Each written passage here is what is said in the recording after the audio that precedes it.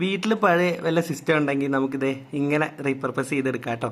ഇതൊരു പഴയ i3 third generation പ്രൊസസ്സറാണ്. നമ്മളിത് വിൻഡോസിൻ്റെ തന്നെ റിമോട്ട് ഡെസ്ക്ടോപ്പ് കണക്ഷൻ എന്ന് പറഞ്ഞൊരു ഫീച്ചർ വഴിയാണ് കണക്ട് ചെയ്തിരിക്കുന്നത്.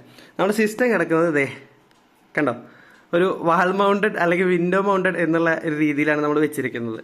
അപ്പോൾ എന്തിനാണ് ഞാനിതിപ്പോൾ ഇങ്ങനെ കണക്ട് ചെയ്ത് വെച്ചിരിക്കണമെന്ന് വെച്ച് കഴിഞ്ഞാൽ, നമ്മുടെ 240 GB SSD ഉണ്ടായിരുന്നു.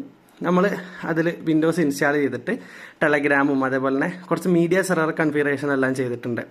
അപ്പോൾ അതിൻ്റെ ഉപകാരം എന്താ വെച്ച് കഴിഞ്ഞാൽ, നമുക്ക് നമ്മുടെ ടി വിയിൽ മൂവീസ് എല്ലാം ഇതിന്ന് ഡൗൺലോഡ് ചെയ്ത് സ്ട്രീം ചെയ്യാം.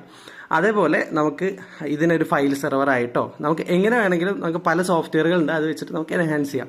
അപ്പോൾ കറണ്ട് പ്ലാൻ എന്ന് പറയുന്നത് ഇതൊരു file server plus media server ആയിട്ട് യൂസ് ചെയ്യാനാണ്. അതുപോലെ തന്നെ നമുക്കിത് പുറത്തുള്ള നെറ്റ്വർക്കിൽ നമുക്ക് ആക്സസ് ചെയ്യാൻ പറ്റും. അതെങ്ങനെയാണെന്ന് ചോദിച്ചു കഴിഞ്ഞാൽ, സ്റ്റാറ്റിക് IP ഒന്നും വേണ്ട.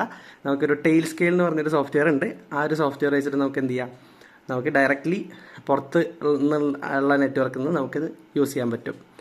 അപ്പോൾ ഇത്രയൊക്കെ ഉള്ളൂ. ഞാനിങ്ങനെ ചുമ്മാ ഒരു പരീക്ഷണം എന്നുള്ള രീതിയിൽ ചെയ്തതാണ്. കണ്ടപ്പോൾ നല്ല രസമുണ്ട്, അതുകൊണ്ട് ഷെയർ ചെയ്യാമെന്ന് വിചാരിച്ചു.